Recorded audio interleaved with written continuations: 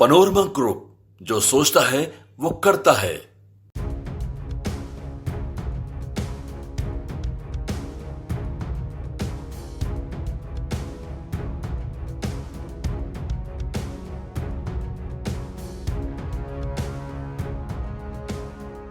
नमस्कार, आप देख रहे हैं न्यूज फॉर नेशन और मैं हूं प्रियदर्शन। बिहार विधानसभा में विपक्ष का बवाल थमता नजर नहीं आ रहा है और आज जब मानसून सत्र के दौरान दूसरे दिन की कार्यवाही शुरू हुई तो सदन के बाहर और सदन के भीतर दोनों जगह पर विपक्ष काफी हमलावर नजर आया और नीतीश सरकार के खिलाफ न केवल आरोप लगाते हुए कई किस्म की नारेबाजी की गई, बल्कि आज तो सदन में विधानसभा अध्यक्ष का सदन में प्रवेश का रास्ता रोकने से लेकर के विधानसभा के अंदर जब सदन की कार्यवाही शुरू हुई तो उस दौरान विपक्ष ने काफी रौद्र रूप दिखाया। दरअसल आज अगर हम शुरू से ही बात करें कि विपक्ष के द्वारा जो हमलावर रुख अपनाया गया और उस दौरान सदन की कार्यवाही किस तरीके से बाधित हुई, तो अगर हम पूरे स्थिति पे आए तो आज जब विधानसभा की कार्यवाही शुरू होने की प्रक्रिया शुरू हुई तो उसके पहले ही विपक्ष ने अपने तेवर साफ कर दिए कि मतदाता पुनरीक्षण को लेकर के जो तमाम किस्म की चीजें बिहार में चल रही हैं और उसका विरोध विपक्ष के द्वारा किया जा रहा है, इसे वोटबंदी बताया जा रहा है, लाखों मतदाताओं का नाम मतदाता सूची से काट दिए जाने की साजिश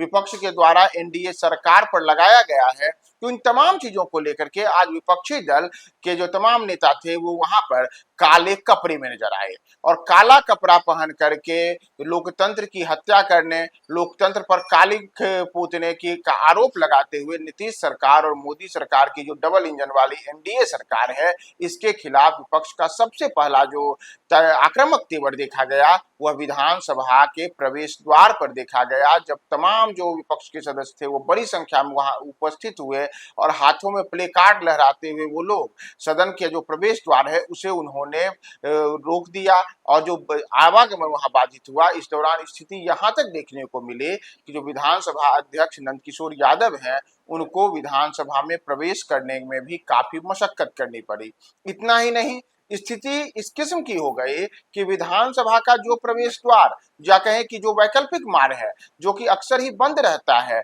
मजबूरन उसे खोलना पड़ा और तब जाकर के जो अन्य तमाम सदस्य थे वह विधानसभा में प्रवेश कर पाए। हालांकि विपक्ष के तेवर इसके बाद भी नरम नहीं पड़े और उसके बाद भी जब सदन की कार्यवाही शुरू हुई तो बार बार जो पूरा का पूरा जो सदन है उसे बाधित करने को लेकर के विपक्ष ने नीतीश सरकार के खिलाफ कई किस्म के आरोप लगाते हुए नीतीश कुमार के इस्तीफा मांगने से लेकर के उनकी कुर्सी छोड़ने से लेकर के और साथ ही साथ जो बिहार में मतदाता पुनरीक्षण का काम चल रहा है उसे मतदाताओं के खिलाफ एक साजिश करार देते हुए विपक्षी सदस्यों ने लगातार सदन के में जो अध्यक्ष हैं उनकी आसंदी के सामने आकर के उन्होंने हंगामा किया, बवाल किया। और आप जो तस्वीरें भी देख रहे होंगे, वीडियोस देख रहे होंगे, उसमें बार बार जो विधानसभा अध्यक्ष नंदकिशोर यादव उनके द्वारा सदस्यों को यह कहा गया कि आप अपने जगह पर जाकर के बैठें, लेकिन उनकी तमाम अपीलों का कोई असर किसी भी सदस्य पर नहीं पड़ा और विपक्षी सदस्य अपने रुख पे कायम रहे, उनका विरोध